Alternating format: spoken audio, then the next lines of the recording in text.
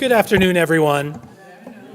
I'm Eli Nyberger. I'm director of the Ann Arbor District Library. Thank you all so much for being here today.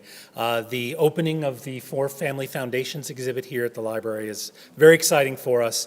Our partnership with the African American Cultural and Historical Museum of Washtenaw County has borne so much fruit for the library and the community over the years. We've been doing our ongoing Living Oral History series in partnership with the museum, which I think we are now well over 50 subjects who we have interviewed and preserved for the future. And as we're going through our bicentennial year, one thing that our archivists and historians really notice is that the newspaper didn't do a very good job of covering the Black community, and that there's not a lot of primary source documents that exist upon which to draw from. And I'm so glad that this project has resulted in a new primary source document that will be around for decades and centuries to come for people who want to understand the story of how these four families and the examples that they provide for how many families came to be here in Ann Arbor. So thank you all for coming. Please be sure to see the entire exhibit here on its third stop here in Ann Arbor. And with that, I'm going to introduce Joyce Hunter from the African American and Cultural Historical Museum.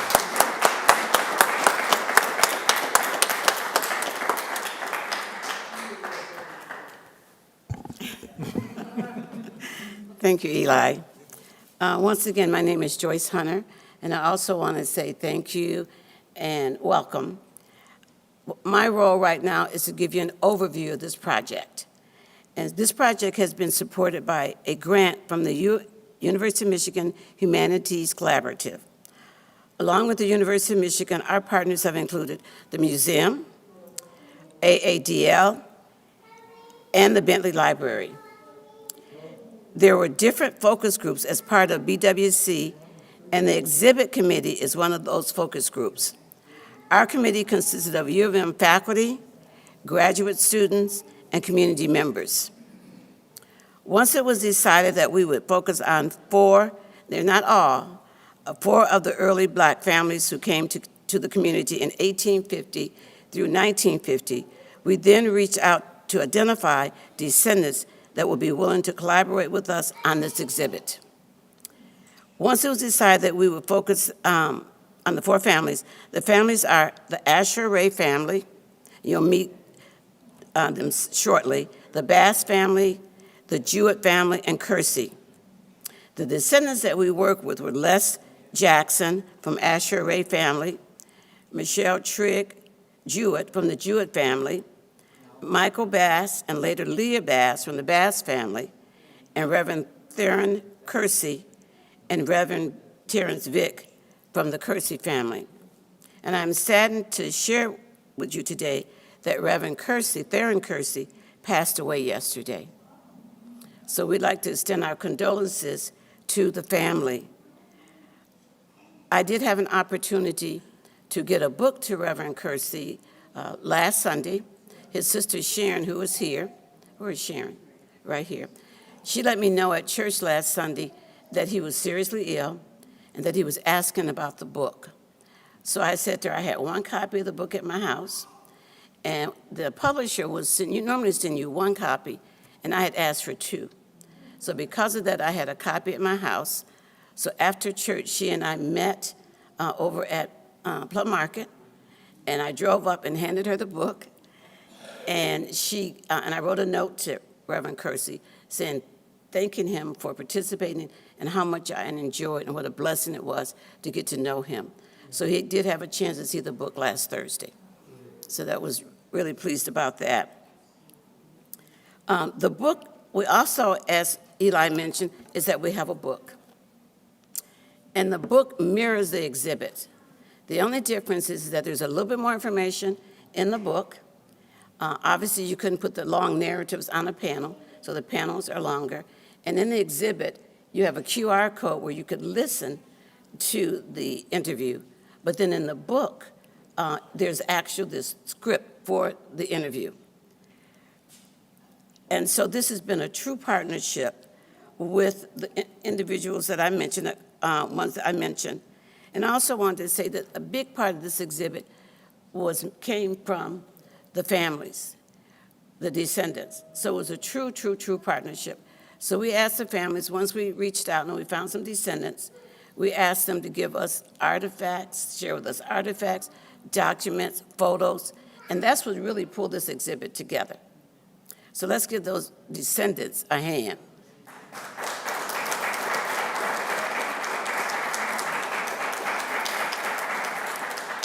So we didn't have to go around digging in archives and stuff. We had them go to their archives, and they shared with us, so we really appreciate that. At the end of the presentation, a copy will be presented to each of the descendants. And also, if you're interested, the books are available for sale for $20. I would like, at this time, to acknowledge any of the members that worked on this project. If you could stand, I was telling Eli, we started with a group of graduate students. They graduated and left. We had some professors. They got new jobs. And so we had to kind of reinvent ourselves. But we crossed the finish line. We got the exhibit done. We got the big book done. So I just want to acknowledge those that worked on it. So if you worked on it, I see Jack and Sandy. Anybody else here from the BWC?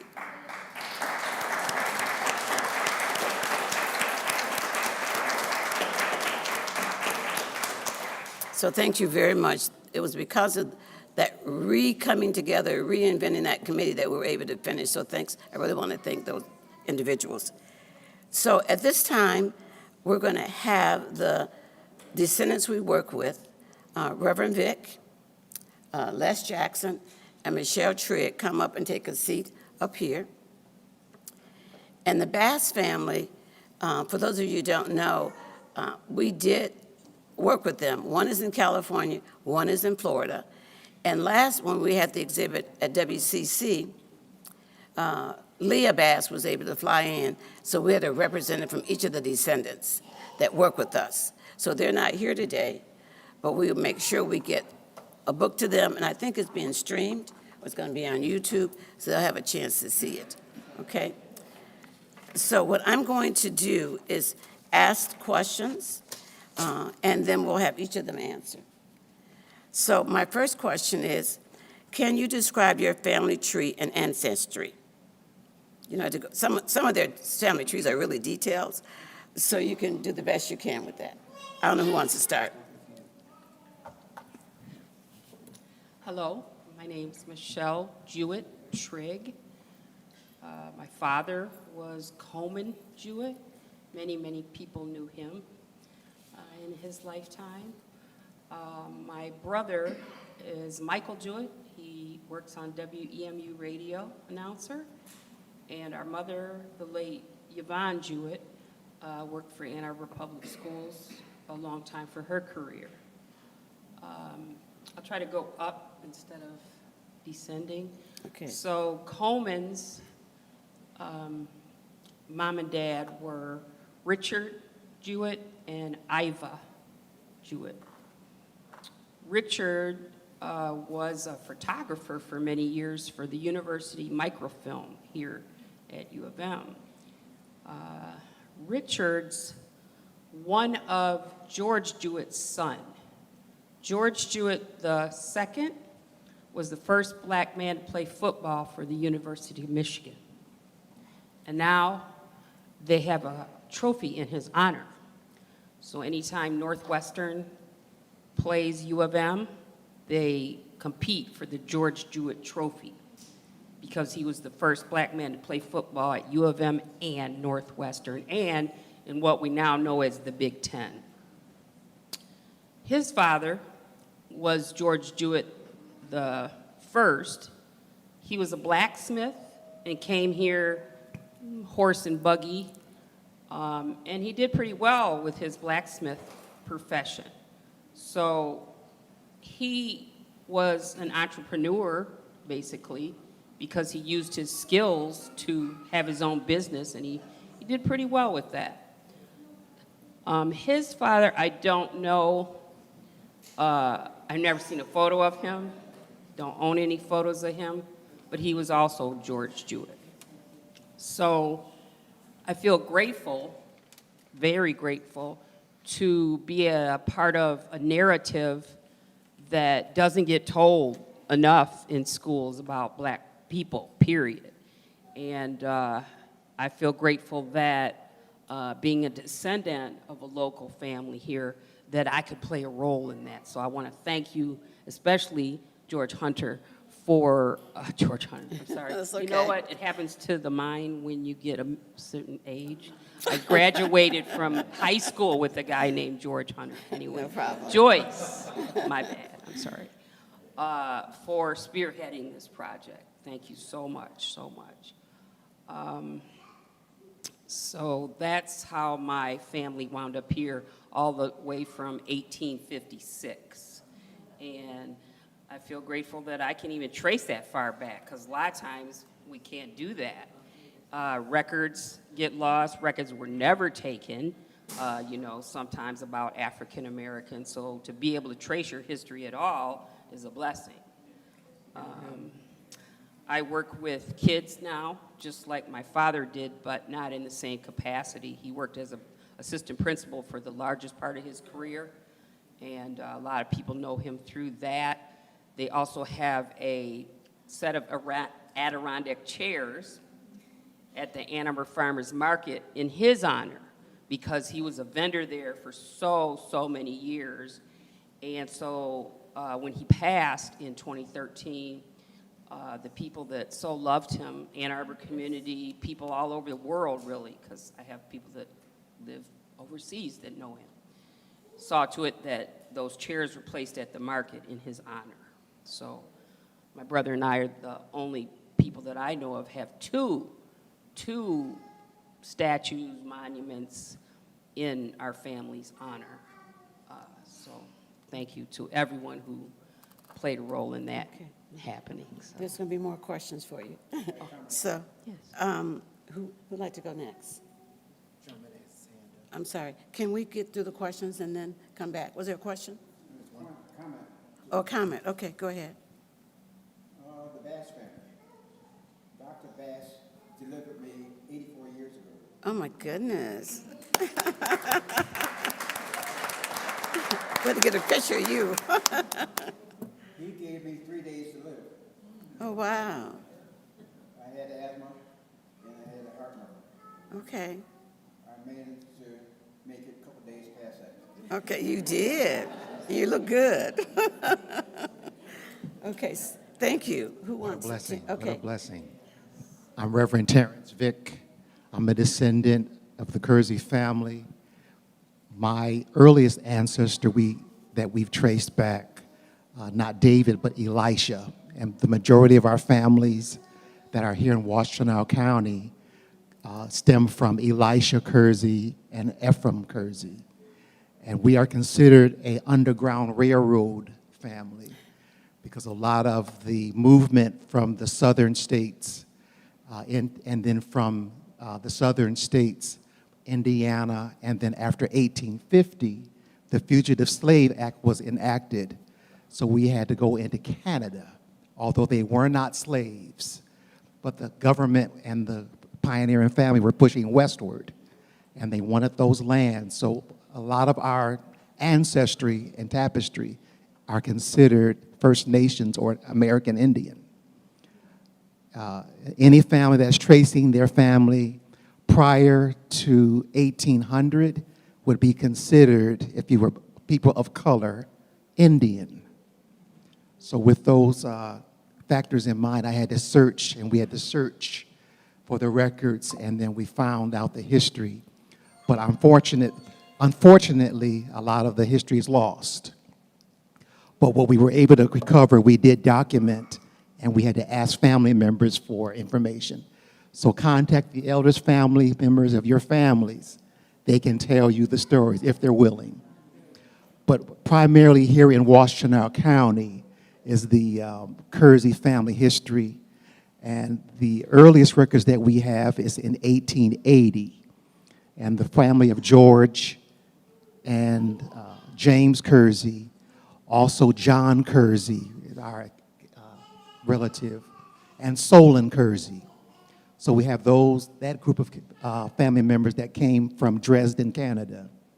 And they were instrumental in helping the Reverend Josiah Henson, if you heard of the story of Uncle Tom's Cabin. They were instrumental in the establishing of the Dawn community, which was a fugitive slave area that would help the escaping slaves from the United States acquire a better life as free Canadians at that time. Our family matriculated back to Washtenaw County in 1880, and the rest is history. The talent of those family members were brick masons and builders and carpenters. They were instrumental in building and developing Brown Chapel, AME Church on Buffalo and Adams Street in Ypsilanti. But a lot of the credit doesn't go to the brick masons or the carpenters. And they were singers and preachers and musicians. And a lot of the stories are not documented. But our family just trailblazed a lot of things for first, as you might have heard. And I was privileged, along with Reverend Bill Kersey, to put our family together. A lot of the history was lost, and we were fortunate to recover some and document it. I was just telling one of the staff members here today, a lot of the material would have been still in our library in the basement or in photo albums had it not been for the achievements of the African American Cultural Center, Bentley Historical Library, and Arbor District Library that's putting this stuff forth public. And it's a blessing to have all of this archive so future generations can learn more about the Black American experience. Thank you. Thank you.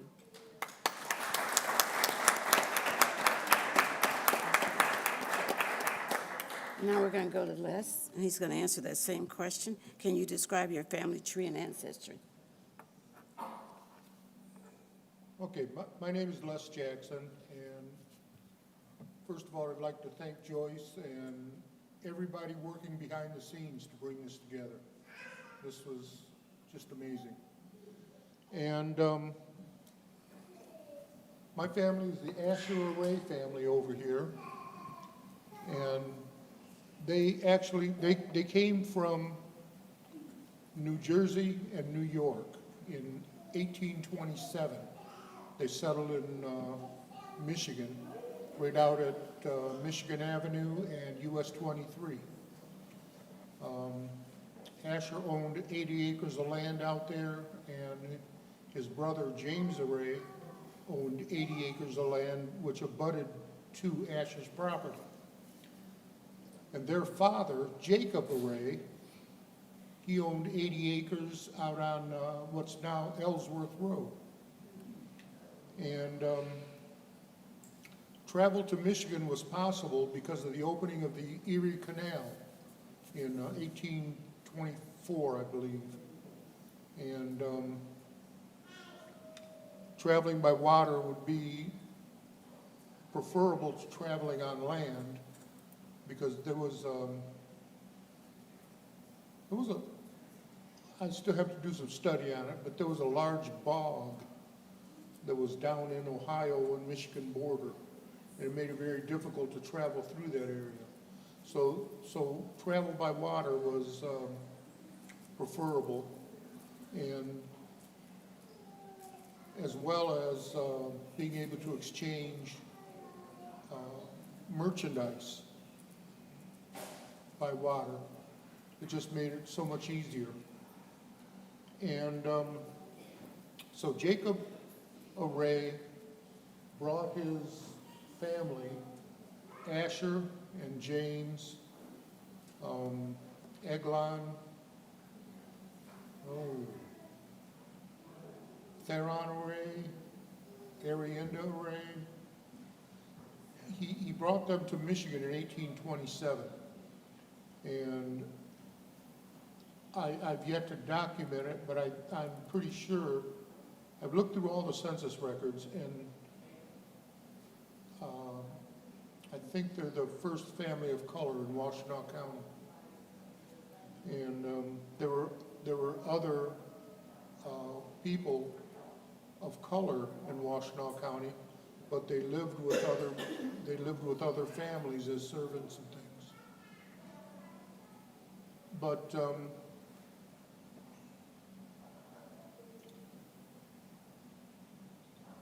there's really not much known about Asher-Aray because the Underground Railroad was just so secretive back then. There weren't a lot of records kept. And families would talk about it, and I remember them talking about the Underground Railroad when I was just a young boy. And we started learning about the Underground Railroad in school, and my hand would go up, and my ancestors worked on the Underground Railroad. And then somebody else would say, mine did too, mine did too. So I just dropped it. But it was interesting listening to my uncles and aunts talk about how they wish they still had all that property that Grandma Jackson's family owned. And now, my grandmother Martha Jackson, or Martha Day, on the board there, she was the granddaughter, well, she was the great-granddaughter of Asher-Aray. And one well-known story about Asher-Aray is this escape of 28 slaves, all as a group. It was very unusual because slaves would only travel in groups of 2 or 3 because they needed to avoid detection.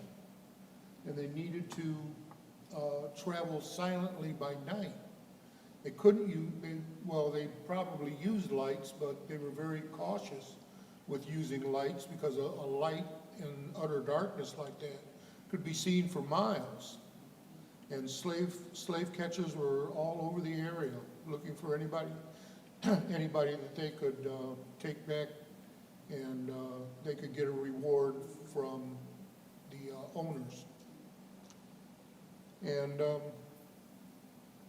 Mr. Vick mentioned the Slave Act of 1850. And there was a prior Slave Act that was in 1790s, and it had some restrictions about how slaves could be bought, sold, transported. But the 1850 Slave Act revised the 1790 era Slave Act in that anybody found helping a slave escape could also be persecuted. And they could have been taken, if you were of color, helping another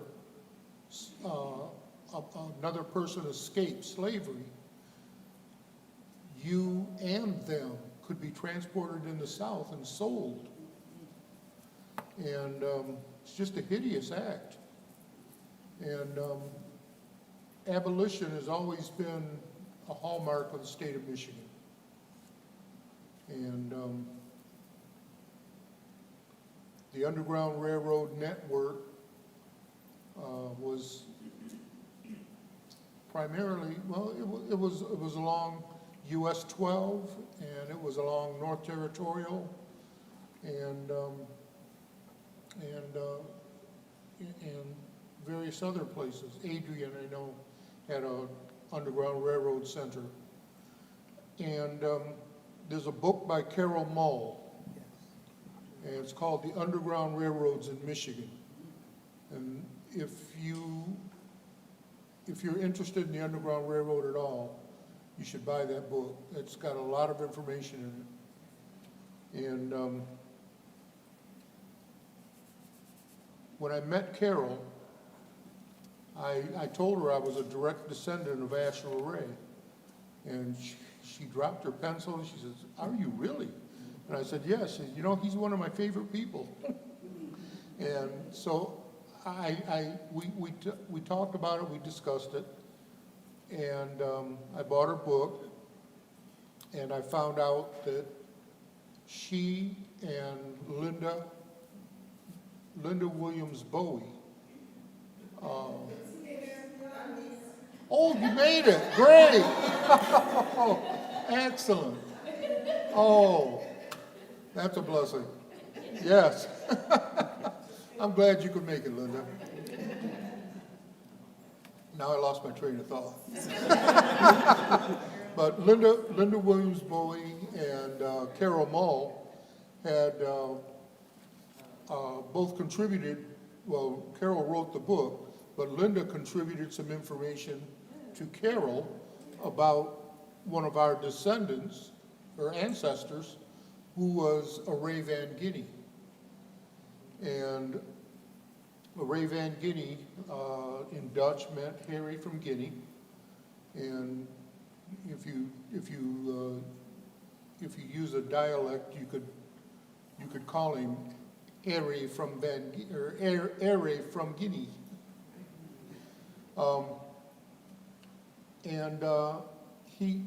There's a lot of documentation that says that he was a man of mixed race. And there's some early Hunterdon County books. He was from Hunterdon County, New Jersey. And he was Asher's great-great-great-grandfather. And Aray Van Guinea was born in right around, we interpolated the birth date, birth year, because there's no record of his birth.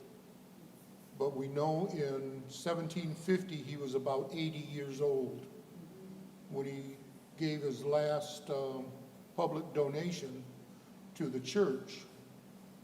In 1850 he donated 50 acres of land to the Zion Evangelical Lutheran Church, and that was his last public gift. And from Aray Van Guinea, obviously there were several other Van Guineas, and through Dutch patronymics, they would take the first name of the father and use that as the last name of his descendants. So that's how the name transferred. And in New Jersey, there's Aray Drive, A-R-A-Y Drive, and that's on a plot of land that Aray Van Guinea bought in 1729, and he bought 132 acres of land, and he was a freed slave by that time, but he bought 132 acres of land, and he promptly donated 2 acres of land to the church. And Baltus Pickell and Aray Van Guinea, they were partners and friends, and Aray donated the land, and Baltus Pickell, he built the first church building in 1750. And the church is still, they're still meeting regularly in the second building that they built in 1750. So they used the church for roughly 20 years. And the church that they worship in now was, it was dedicated in 1750. And they still meet there today. It's a National Register of Historic Places building. So Les, that kind of moves us to another question. Okay. So if you could hold that thought, Okay. and you can add to it. But thank you, Les. A lot of good information. So I'm going to go here and ask the next question. I think you sort of already talked about that a little bit, but how did your family arrive in the Ann Arbor, Ypsilanti, Washtenaw County area? Excuse me, for all of the records that I've located, George Jewett I came here from Bowling Green, Kentucky. As I had said earlier, horseback, buggy, and I don't have a trace to my family of if and when any of them were slaves. As far back as I know, which I'm sure there had to be more, they came from Bowling Green, Kentucky during the year of 1856. And the eldest, George, he was a blacksmith and had his own business and did pretty well in this area. So that is the earliest that I know of how we got here. I'd love to know more because I am a student of life like a lot of us. So, but that's all as far as I know right now. Okay. Thank you, Michelle. The earliest known record for the John Kersey family, he came out of Dresden between the years of 1880 and 1883. We did document that he lived on the property of Mr. Cornwell, or Cornwall, who was an entrepreneur here in Ypsilanti, had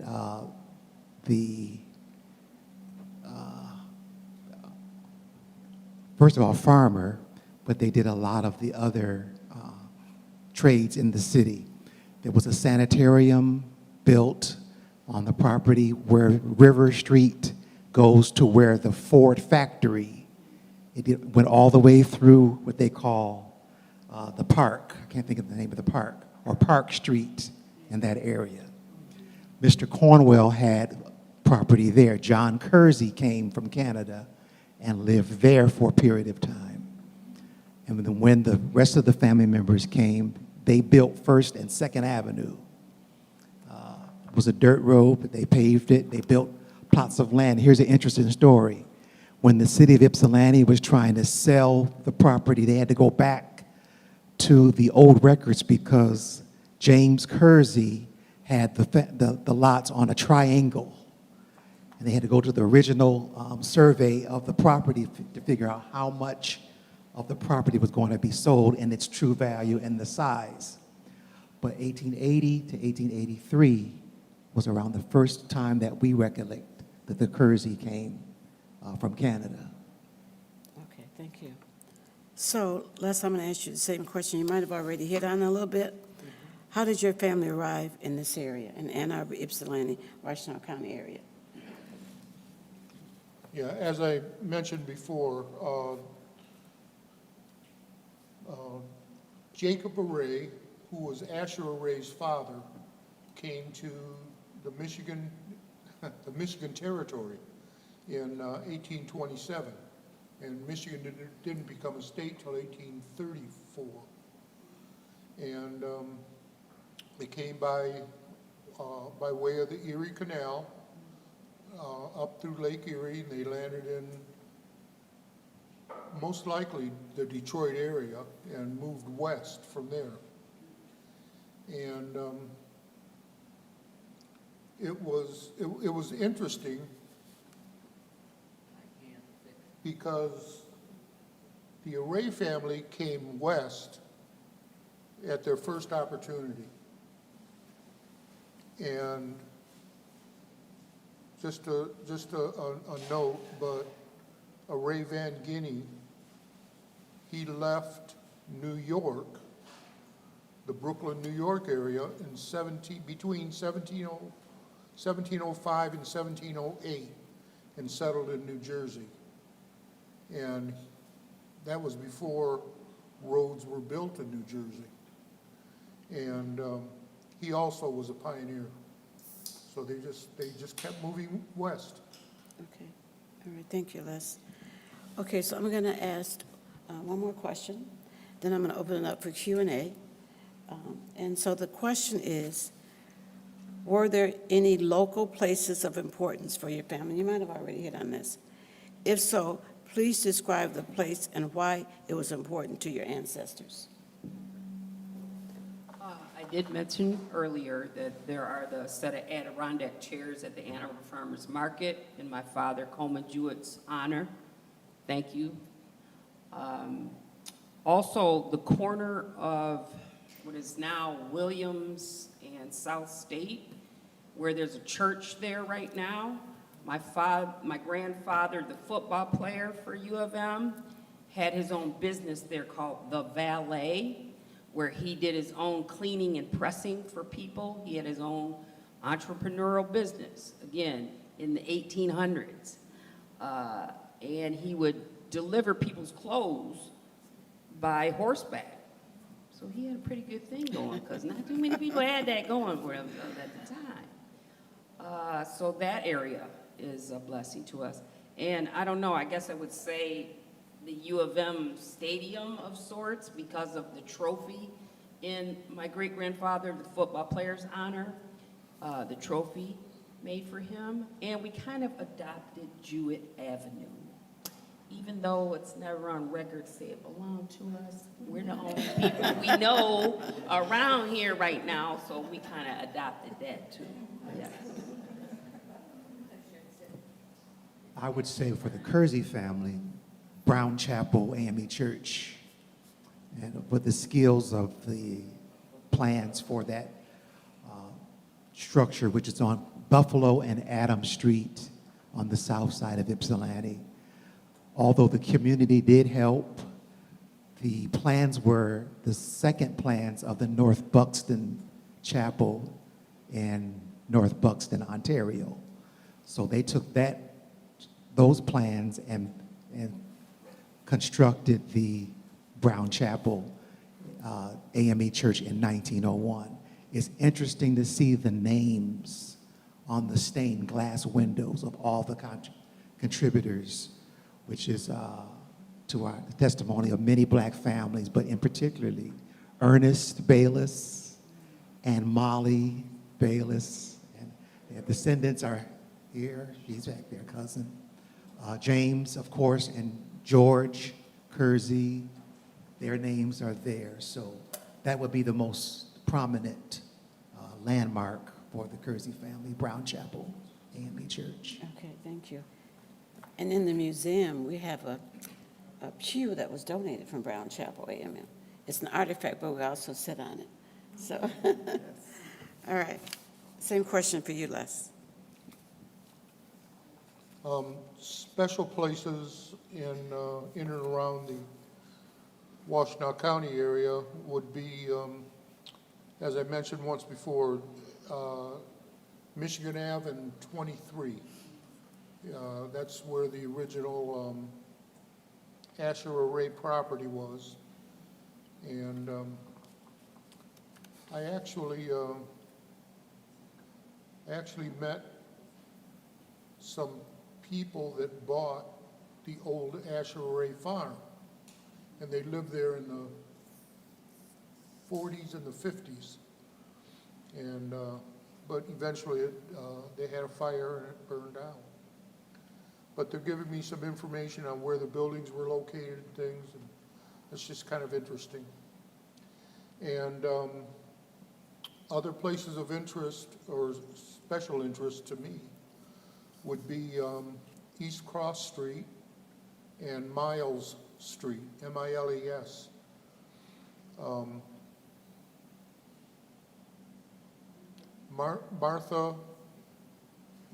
Martha Jackson's father bought 3 pieces of property in Ypsilanti in 1915, 1915. And he got some resistance from that. And it was on the, for lack of a better term, it was on the white side of Ypsilanti. And people, it just didn't set with people. But that property on East Cross Street is still in the family. And it's, he bought it in 1915, so that's, what, 109 years? So the original house isn't there anymore, and that's where I think we lost a lot of information on Benjamin Day and Asher-Aray, because my grandmother had a lot of papers in her house, and it was an old farmhouse, And it went up like a matchstick. Tell how it went up. So, TV oh, yeah, caught the curtains on fire. yeah, claimed the TV exploded and caught the curtains on fire, and she made it out okay, but she lost a lot of amazing photographs. I remember photographs hanging in the stairwell and on the walls, and that was all lost. And I presume that some letters were lost also from Benjamin Day and Asher-Aray concerning some of the endeavors of the Underground Railroad. And, but my second cousin, Martha and Lillian, were sisters. And Lillian married a Bradley, and they lived on Miles Street, just across the alleyway from where my grandmother Jackson lived. And we met at the 2014, what I called it was the Array Reunification Reunion, because none of us had ever met. But we had 31 descendants from all over the nation that came to New Jersey to celebrate the 300th anniversary of the founding of the Zion Church. And the first church service was held in my ancestors' home. Oh, that's great. Okay. Thank you, Les.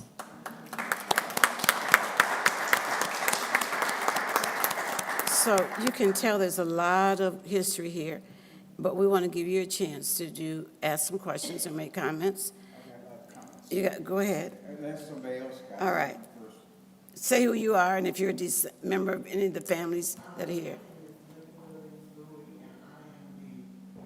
Can you stand up or not? You want to come sit down? You can tell the story of the 28. Are you the fifth or the sixth grade grand? Sixth. The sixth, I'm the sixth grade Yep. granddaughter of Asher. Okay. Oh, no, Of Egg, well, so it's Egg, it's Asher's yeah. daughter, and my great grandfather was Asher's son, Egg. Eglin, yeah. And the interesting thing about Egg is that he was a photographer. And I was telling Les, because I don't think Les has ever seen any of these photographs, and I don't bring them around. There's a microphone right here. Sure, you can bring it to them rather than them coming up. The scrapbook is kind of coming apart, and I need to do something with it, get with an archivist or someone who will put it together, because I have all these pictures that you see under the Asher-Aray family, I have as the originals. And that's what's so wonderful, which is why I don't bring them anywhere. Until, A scanner to scan pictures. oh, okay, well. Digital. We might have to talk about that at some point. But, yeah, all the pictures up here on the wall are those that come from because Eglin, who was the son of Asher, was a photographer. And he's listed in one of the census as a working photographer. So he got paid for his work back then, for whatever it was worth. So, anyway, yes, Thank you. Thank you. So there's another question here. Where's Jack? Did Jack disappear? Okay, you want to handle the mic? Yes. Thank you. All right. Right here. Miles Street, is that, would that be like Eastern area campus in that area? No. I'm trying to picture where Miles. Yeah, Miles and Cross, you mentioned? Miles Street ends at Prospect and East Cross Street. It's kind of diamond street. And then it runs up to Michigan Ave. Oh, or like going back Gettys or something? No? No. Michigan Pro- Ave. Angle. Do you know where Prospect Park is? Yeah.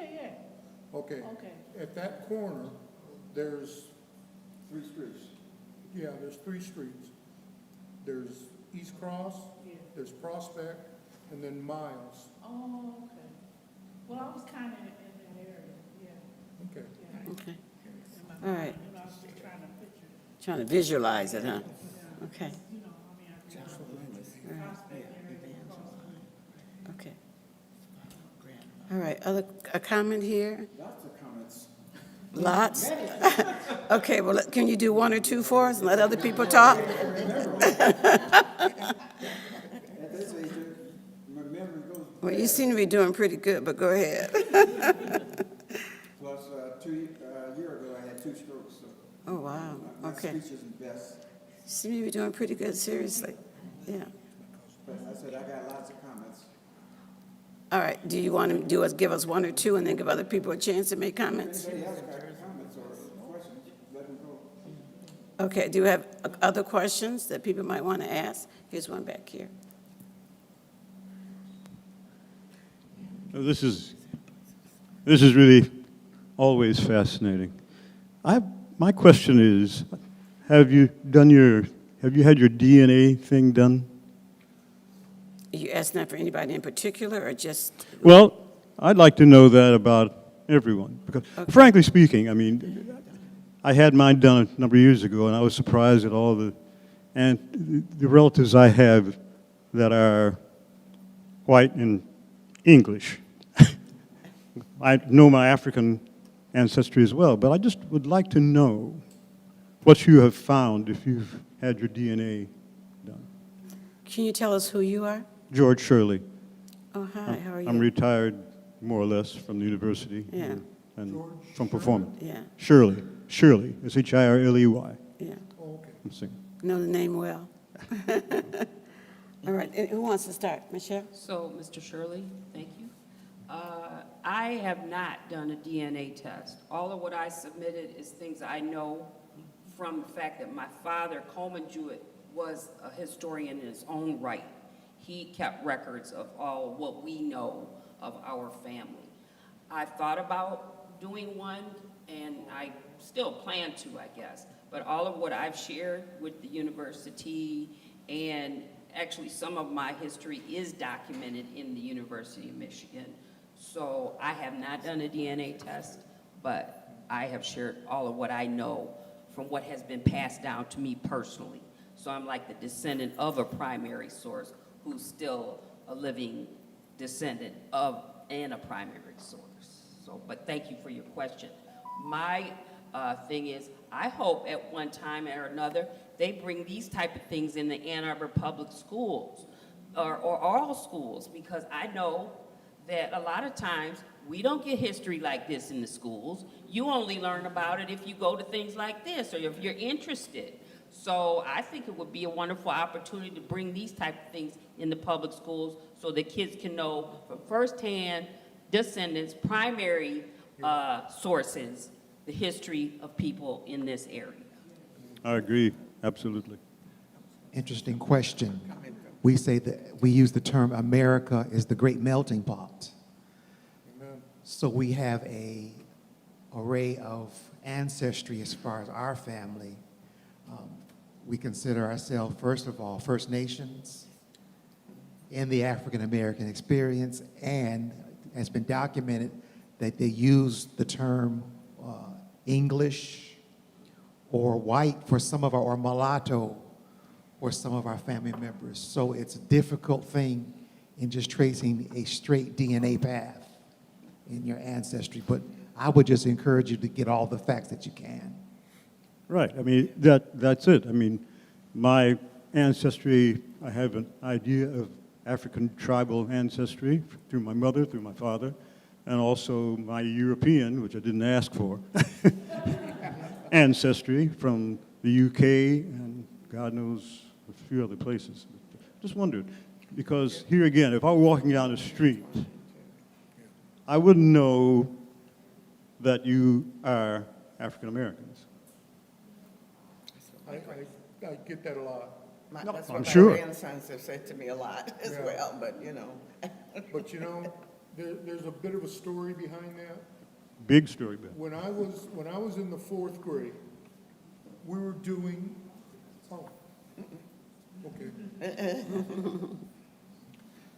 When I was in the 4th grade, we were doing current events, and the teacher was trying to get the students to look through the newspaper and find something interesting that they wanted to know about. And this was back in 63 or 4. But I ran across an article in one of the Detroit papers where a woman was fired from her job in Mississippi because she claimed on her employment application that she was white. Well, somebody in the organization knew her family line, and the one-drop rule applied. If you had one drop of African American, you have to declare yourself as black, or Negro, or African American. And that had such a profound effect on me that I told myself, I said, you know, I'll never deny who I am. And, There it is. yeah, and I mean, you know, just like Aray Van Guinea, he was called Arabic. He was Right. called From Guinea, he was Yeah. called African. well, but he was Yeah. mixed race. Right. And trying to think of the tribe of people that was Spanish and black out of North Africa. I'm having one of those. That's okay. But anyway, there were a lot of people speculated as to where his origins were. Well, that's the thing. And Okay, so what I want to do is, go ahead, and I'm going to try to move us along a little bit. I was going to just share, because you had mentioned something about Kentucky, and the third great-grandfather, William Loomis, who escaped from Lexington, Kentucky, came here, and then his son married Evangeline Array, whose picture is there. So, you know, we have these mixtures from all over but they were escapees. They didn't, they were escapees. So if it's one drop or 10 drops or whatever it is,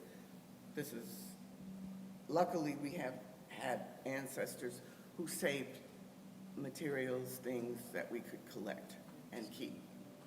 And so we can prove, Okay, that's great. yeah. So what I'm going to do now to sort of wrap this up, if you have some questions you want to ask one of the panelists, just come up and ask them.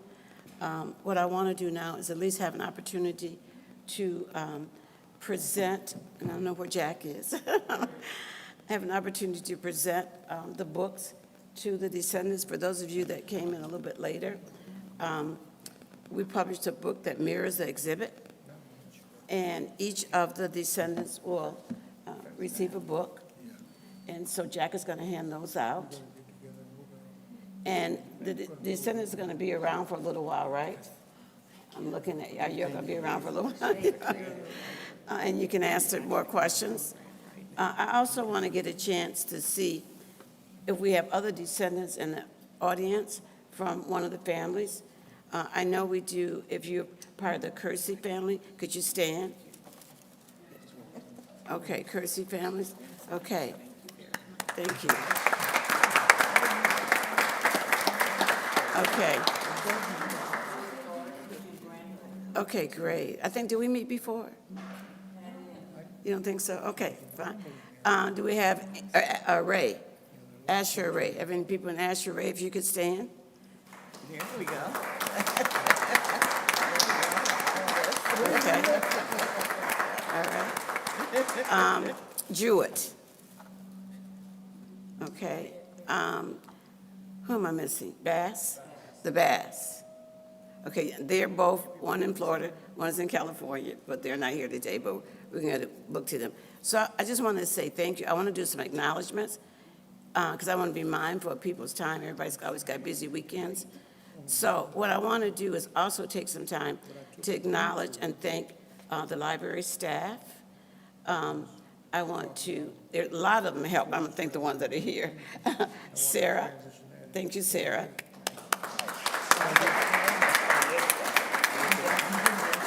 And I want to thank Claire,